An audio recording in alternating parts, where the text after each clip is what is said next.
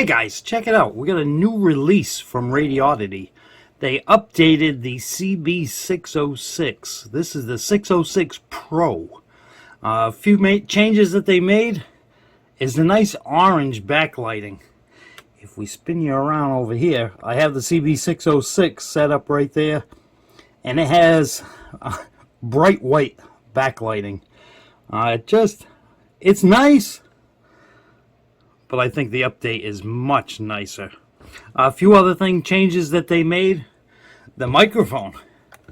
We have the regular style microphone with the up and down buttons on the Pro versus the 606 that had this tiny microphone and no channel up down buttons. So the 606 Pro, they gave us a nice microphone for it. And it's the standard what Radioddity uses, the 6-pin connector. We got the display right there, the channel up and down buttons, AM and FM mode, and PA. If you long press it, it'll go to PA mode. Long hold it again and it goes back. And again, just press it lightly and it switches from AM to FM. We have the scan and the noise blanker, which the noise blanker is a new feature on this. The 606 does not have the noise blanker. See, we have a Roger beep control on that button. On this radio, the Roger beep is controlled in the menu. And we have the emergency channels and the lockout on, off, and volume, and the squelch below it. And we go into that menu. In the menu, we have brightness, the beep, the Roger beep, and if you go to the Roger beep, press the menu again to access it. I think there's 5 or 6 choices. 6 of them. That one's not bad.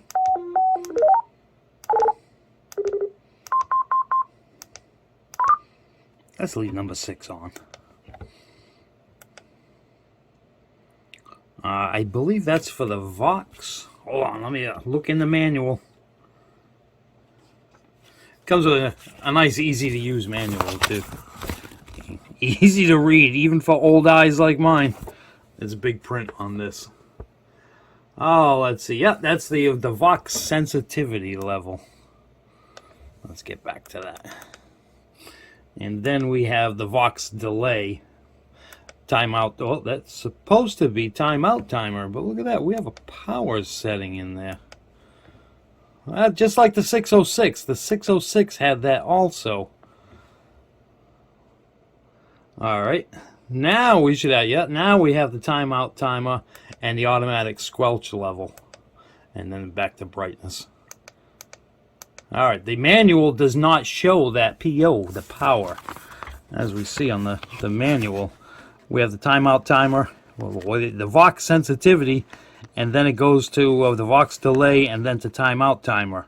But in the radio's menu, in between the delay time and the timeout timer, we had a power setting.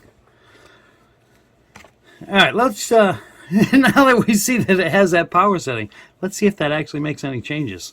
I have a power meter hooked up to this radio. I'm going to shut off the 606. That way we don't blast it when we key up with the 606 Pro. Alright, I'm going to bring you up to the watt meter, and then we'll check it AM and FM. Okay, we're on the 10 watt scale on the power meter, so we're going to be looking at the red numbers on the bottom. Oh, look at that. We actually have to jump up. The high power setting does make a change on this radio.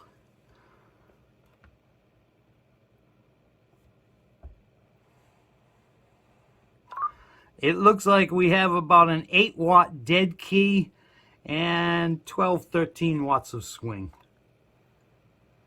All right, let's check it. FM.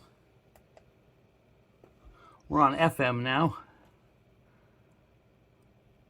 Wow, look at that. It looks like, probably about 17 watts on FM.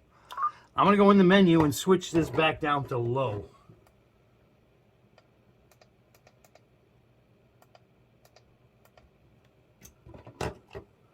All right, we're on low power now, on FM. That scale, let's go down to the proper scale for this power output. And it looks like maybe a little over 4 watts. We're looking at that meter at a slight angle, so straight on, it looks like a little over 4 watts. Now we're on AM. Same thing, a little over 4 watts. And about a 7 watt swing. Let's actually go to the 100 watt scale. That low scale might be reading a little high. It's showing a, actually I think it's this scale that might be reading a little low. Showing about a 3 watt dead key. And about an 8 watt swing. And let's just check FM on this scale one more time. Showing about a 3 watt dead key. I guess that the 10 watt scale is probably closer to accurate. The 10 watt scale is a little high and the 100 watt scale is a little low. Let's go back to high power one more time.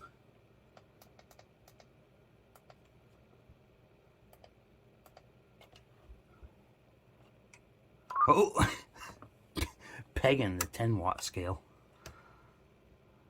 That's pretty good. And I see why they added the heatsink. And that must be why they had the power setting in the menu on the 606. So they put that power setting in the menu because, well, I should be pointing at the wrong radio. They put it in the menu on that radio for the future plans of the new release of this one. I will show you too on the backs of the radio, which is another reason why it's probably available now, the higher power. This radio, they put a heatsink on the back of it. Let me disconnect these and I'll show you the back sides of the radios. Well, let me try to leave them connected and just see if I can spin them around. All right, on the back of the radio, as we can see, this is the 606 model, and that is the 606 Pro. They added the heatsink on to keep it nice and cool, and it allows us to be able to have that high power setting. And on the back of the radio, let me turn that a little bit. We have the external speaker, PA speaker jack, and we have a permanently attached power wire. It's got some pretty good length to it. I'm pretty sure it says in the instructions how long that cord is. I didn't measure it. They did some nice updates to this radio. So now with that new power setting, oh, that's a nice little radio. You can run that one barefoot and be able to get out pretty well with it. Or you can put it on the low power setting and use it with an amplifier. Nice radio from Radioddity. It's the updated version of the 606. This is the CB-606 Pro, 40 channel AM FM CB radio. All right, guys, I thank you for watching, and I'll catch you next time. One last thing before I let you guys go. If you haven't seen Radioddity's website yet, check it out. They have great setup for their radios. Everything you could want to know about a Radioddity radio, they have it listed on this website. Let me find where my mouse pointer is. Oh, I lost it. There it is. They have a fantastic webpage for this radio and every other radio that they have.